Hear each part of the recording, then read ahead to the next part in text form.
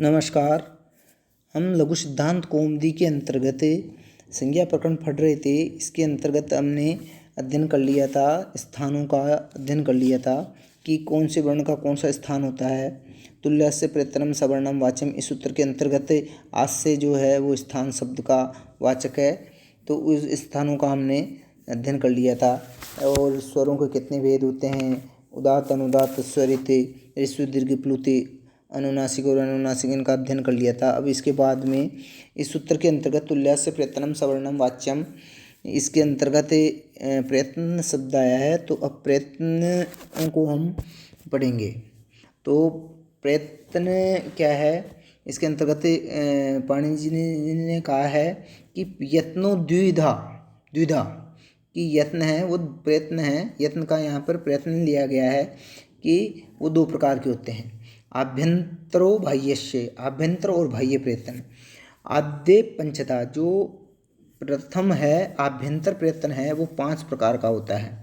वो 5 प्रकार के कौन से हैं? स्पृष्टेशत, स्पृष्टेशद, विवृत, विवृत, संवृत भेदात।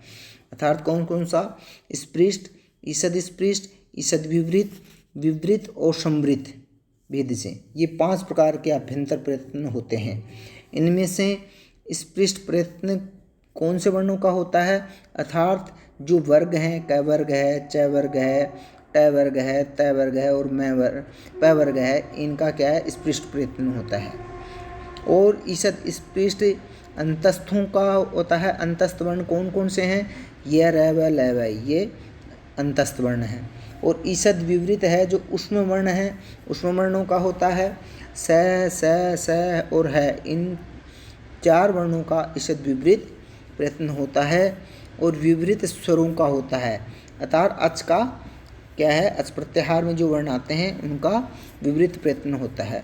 ऋस्व एक का प्रयोग की अवस्था में समृद्ध प्रयत्न होता है और प्रक्रिया की अवस्था में विवृत रूप निर्माण जहाँ पर किया जाता है वहाँ पर विवृत प्रयत्न होता है।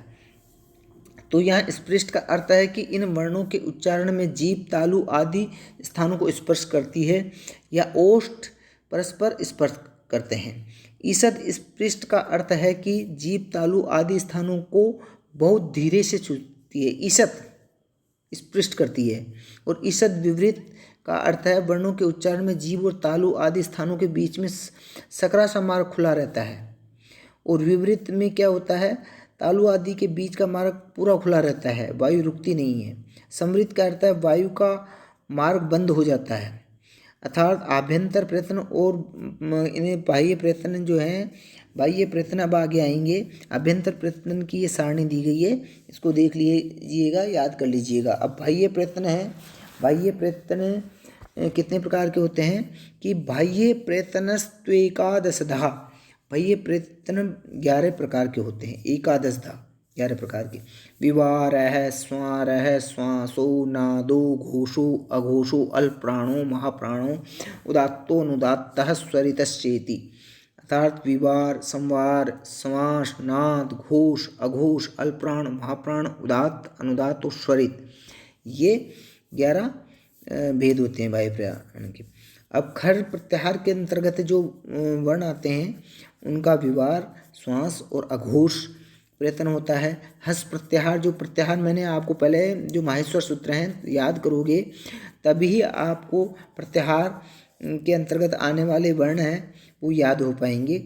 हस प्रत्याहार के अंतर्गत आने वाले जो वर्ण हैं वो हैं उनका संवार, नाद और घोष प्रयत्न होता है। और वर्गों के प्रथम, तृतीय और पंचम वर्ण का और यण, जो यण प्रत्याहार में जो वर्ण आते हैं उनका अल्पप्राण होता है। और वर्गों के द्वितीय और चतुर्थ जो वर्ण हैं और शल प्रत्याहार के अंतर्गत जो वर्ण आते हैं उनका महाप्राण प्रयत्न होता है। कादयो मावसाना स्पर्शः, कैसे लेकर के मैं तक के स्पर्श वर्ण होते हैं। यण यण प्रत्याहार में आते हैं वो अंतस्थ होते हैं। और शल प्रत्याहार में जो वर्ण आते हैं वो ऊष्म वर्ण कहलाते हैं। अच स्वर है। क, ख इति ककाभ्याम प्रागर्ध विसर्ग सदृशो जिव्यामूलीय कहते हैं इसको। और प, फ,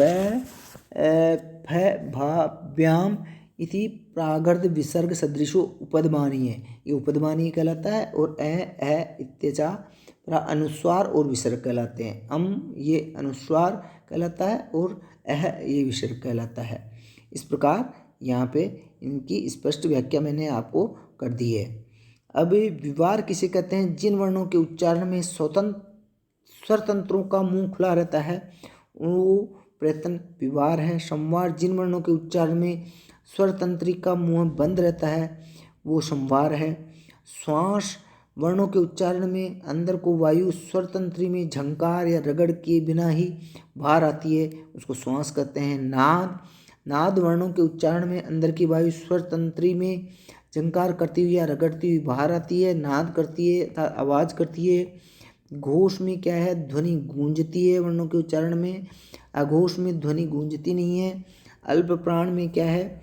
वर्णों के उच्चारण में अंदर की थोड़ी वायु का उपयोग होता है अल्प प्राण में, और महाप्राण में ज़्यादा वायु का प्रयोग होता है। जीव्यामूलीय ये है ध्वनि जीभ की जड़ के पास से निकलती है, और उपदमानीय ये ध्वनि ओष्ठ से कुछ अधिक श्वास के बल के बाहर साथ बोली जाती है, जैसे पप और फप। ये भाई ये प्रयत्न बोधक सारणी दी हुई है, मैंने आपको जो व्हाट्सएप ग्रुप है उस पर डाल दी है। तो इसमें कौन कौन से हैं? जैसे विवार, श्वास, जो खर प्रत्याहार है, खर प्रत्याहार में कौन कौन से वर्ण आते हैं? क, ख, फ, छ, ठ, थ, छ, ठ, त, व, क, प, य, स, र तक के खर प्रत्याहार में ये वर्ण आते हैं। और जो हर्ष प्रत्याहार है, हर्ष प्रत्याहार के अंतर्गत कौन कौन से वर्ण आते हैं? ह, य, व, र, ट, लण, यम, गण, नम, ज, ब, ग, ड, द। ये हर्ष प्रत्याहार के अंतर्गत वर्ण आते हैं। अल्प प्राण में किन किन वर्णों का होता है ये मैंने बता ही दिया कि वर्गों के क्या है, वर्गों के जो प्रथम, तृतीय और पंचम वर्ण है, और यर, लव, यह यन प्रत्याहार के अंतर्गत जो वर्ण आते हैं उनका अल्प प्राण होता है। और वर्गों के जो द्वितीय है, चतुर्थ है, और द्वितीय और चतुर्थ वर्ण है, और सल प्रत्याहार के अंतर्गत जो वर्ण आते हैं, सल प्रत्याहार के अंतर्गत कौन कौन से वर्ण आते हैं? स है, तीनों स है और है, ये सल प्रत्याहार के अंतर्गत वर्ण आते हैं। तो इनके अंतर्गत सल प्रत्याहार का कहाँ पे है? जैसे कौन से सूत्र के अंतर्गत दिया गया है सल प्रत्याहार? ये देखिए आप, इसके अंतर्गत 13वां जो महेश्वर सूत्र है तो इसमें स, तीनों सकार और है। तो इन चार वर्ण हैं। और जो यण है, यण प्रत्याहार कहाँ पे दिया गया है ये देखिएगा आप। यण प्रत्याहार इसको देखिए, हय वरट, ये जो है सूत्र है जो महेश्वर सूत्र है तो इसमें दिया हुआ है य, व, र, उल्ल, ये चार वर्ण आते हैं यण प्रत्याहार के अंतर्गत। तो यण प्रत्याहार में आने वाले वर्णों का अल्पप्राण होता है, सल प्रत्याहार में आने वाले वर्णों का महाप्राण होता है। अल्पप्राण में वर्गों के प्रथम, तृतीय और पंचम वर्ण आते हैं, और महाप्राण के अंतर्गत आते हैं द्वितीय और चतुर्थ वर्ण।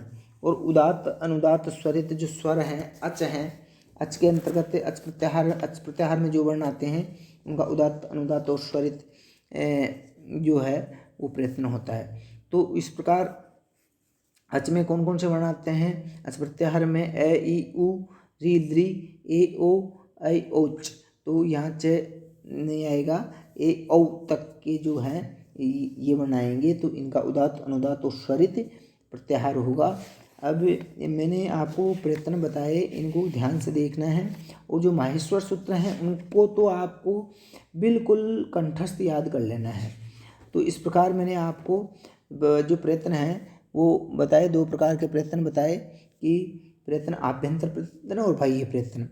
जो वर्णों के उच्चारण में प्रयत्न किसे कहते हैं? अर्थात जो वर्णों के उच्चारण में जो समय लगता है, प्रयास करना पड़ता है, वर्णों के उच्चारण में जो प्रयास करना पड़ता है, यत्न करना पड़ता है, उसको प्रयत्न कहते हैं।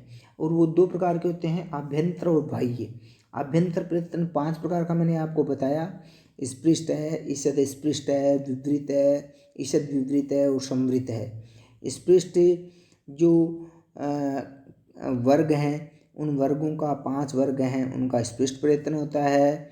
यर, ल, व का ईषद स्पृष्ट होता है। यह रेलवे का ईषद स्पृष्ट होता है। और जो ईषद विपरीत है वो स्वरों का विपरीत होता है, और जो विपरीत है वो किसका होता है, सहज तीनों सकार और हकार का ईषद विपरीत प्रयत्न होता है। और समृत है वो ऋस्व अप्रयोग की अवस्था में, अर्थात तत् स्पृष्टम प्रयत्नम स्पर्शानाम ईषद स्पृष्टम अंतस्थ जो वर्ण है, अंतस्थ वर्ण कौन कौन से हैं, यह रैल है, और उसमें जो वर्ण है उनका ईषद विपरीत होता है, स्वरों का ये होता है। तो इस प्रकार मैंने स्वरों का विपरीत प्रयत्न होता है। इस प्रकार मैंने आपको प्रयत्नों के बारे में सब कुछ बता दिया है। इन प्रयत्नों के अंतर्गत बाह्य प्रयत्न हैं वो 11 प्रकार के मैंने बताए हैं आपको। विवार, श्वास, श्वासो, नाद, घोष, अघोष, अल्प्राण, महाप्राण, उदात्त, अनुदात्त, स्वरित, और इनके जो खर प्रत्याहार है उनका विवार, श्वास और अघोष प्रयत्न होता है। हंस प्रत्याहार का संवार, नाद, घोष होता है। और वर्गों के प्रथम, तृतीय, पंचम और यण का अल्प्राण होता है। वर्गों के द्वितीय और चतुर्थ और षल प्रत्याहार में आने वाले वर्णों का महाप्राण प्रयत्न होता है। ये मैंने आपको अच्छी तरह से स्पष्ट कर दिया है। इसको देख लीजिएगा PDF को, समझ लीजिएगा और वीडियो को सुनिएगा ताकि आपको अच्छी तरह से समझ में आ जाए। आज के लिए इतना ही। थैंक यू, धन्यवाद।